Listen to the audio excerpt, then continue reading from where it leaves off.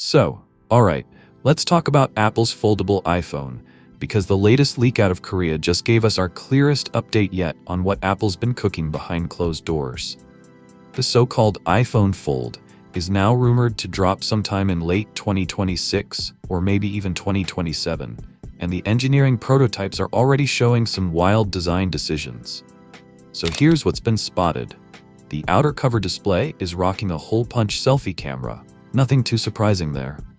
But inside, on the folding display, Apple's going with an under-display selfie camera, kinda like what Samsung's doing with the Galaxy Z Fold 6. That means we're looking at a clean, uninterrupted screen experience, very on-brand for Apple. But here's the real curveball. No Face ID. Yup, according to this leak, Apple is ditching Face ID for this foldable model. Instead, it'll have Touch ID built into a side-mounted button, just like the latest iPads. Why?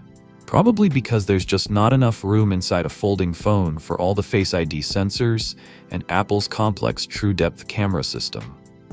Now, the prototype's screen sizes have reportedly been slightly reduced compared to earlier builds, but the resolutions and aspect ratios haven't changed, so the display experience should still feel premium and immersive. This tells us Apple's still in refinement mode, and they've got plenty of time left to fine-tune everything. Earlier reports also said Apple's working hard to eliminate the crease in the foldable screen and is designing a custom high-end hinge that beats anything else on the market right now. Typical Apple move. They're not rushing this out. They want it to feel premium, durable, and unlike anything else. Now back to that Touch ID switch.